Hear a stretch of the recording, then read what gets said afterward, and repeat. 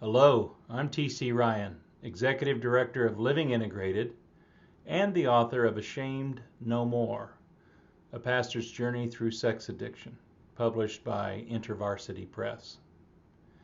For over 25 years, I had the privilege of being an ordained minister, and for the last 19 years of that time, I was the founding and senior pastor of a really good church. It's no pat on my back to call it a good church. The fact is, my wife and I had the privilege of planting that congregation with some really good people. And over our years together, we engaged in some very creative, very effective ministry. I miss those people, and I miss that time still. And while I was a very sincere preacher and pastor, and pretty transparent, I talked about my personal struggles quite a bit.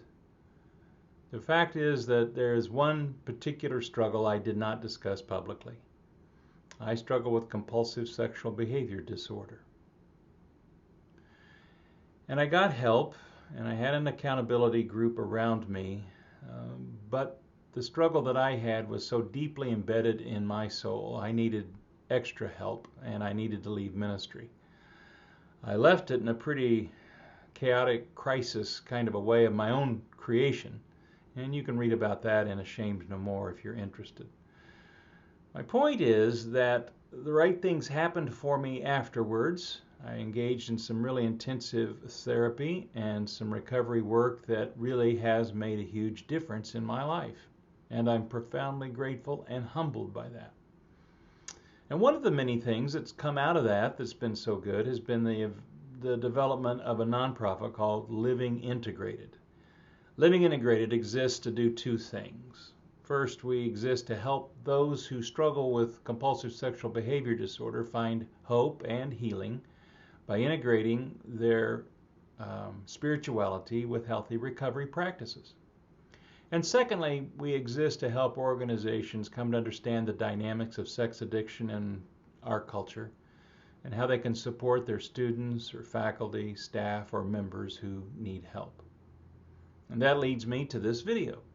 This is the introductory video for one of our free resource packages, 4 tasks for getting your life back. Help for people struggling with problematic sexual habits. Now, in this brief video, I want to talk about 3 things. I'd like to talk just a little bit about some things I've learned about habits and addiction, and then our approach to spirituality, and finally some thoughts on working through the 4 tasks. Over my years of recovery, I engaged in 12-step groups and developed some accountability partnerships, did a lot of reading, and used therapists and had a sponsor. And all of that was very instrumental in helping me really rework my whole life and experience some profound transformation. And in later years, one of the great privileges I've had is to go through the certification process that therapists go through when they study under the International Institute for Trauma Addiction Professionals. Now, I'm not a therapist or a counselor, I'm a pastor. But that was great to go through that deep training because I learned more about my own recovery and dug a deeper foundation, if you will, but also became aware of a lot more resources and tools and learned more about the dynamics of sex addiction and of being the partner of a sex addict and what's required for healthy recovery. One of the things I learned is to distinguish between habits and addiction this way. A habit is something that I have, an addiction is something that has me. A habit is something that I acquire, and it may cost me and it may take up more space in my head than I want it to, but it's still mine and it's mine to break. An addiction becomes something that takes me to places I never thought I would go. And it really short-circuits some of my rational processes. It's why people who aren't addicts don't understand. Why don't you just stop? Why don't you just cut it out? And they're right.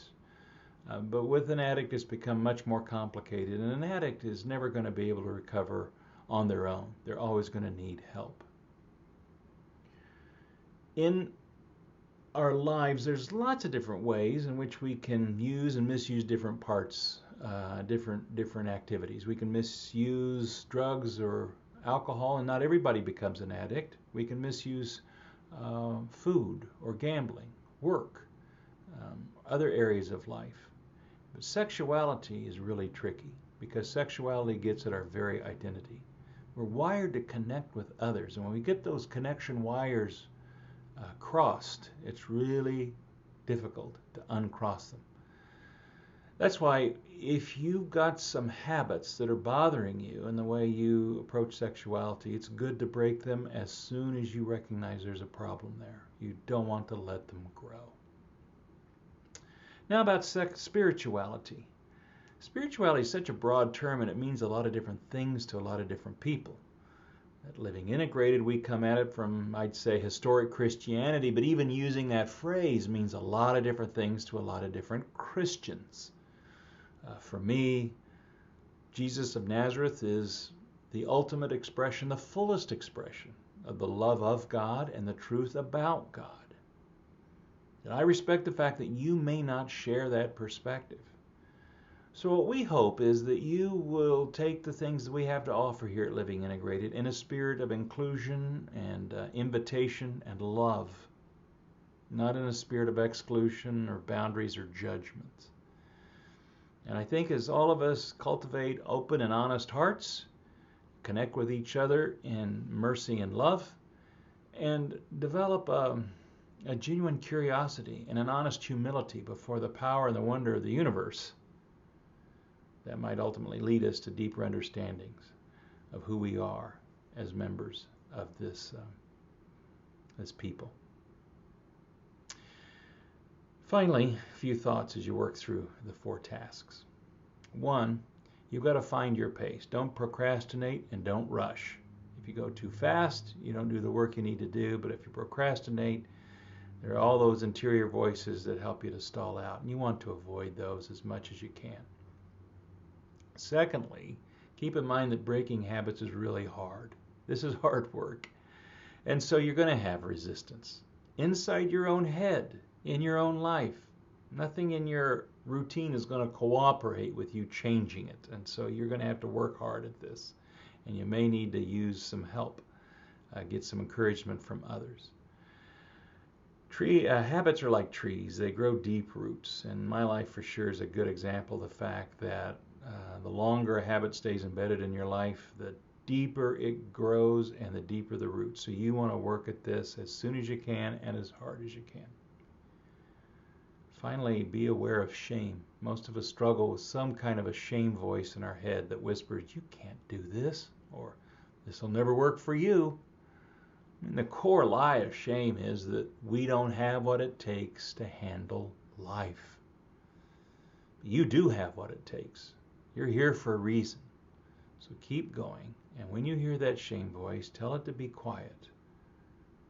You've begun a journey and you want to keep at it.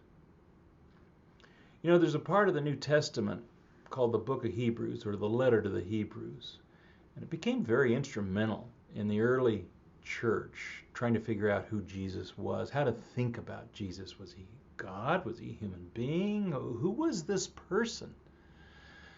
And in the first couple of chapters, there's some very important material that the church ended up using to really sort out its thinking and its theology about Jesus.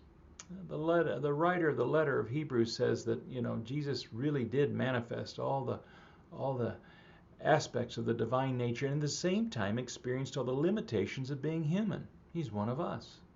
And then the writer has this powerful verse, 2nd chapter, 11th verse, where he writes, or she writes, therefore the one who makes people holy, that would be Jesus, and those who are made holy, that would be us, are of the same family.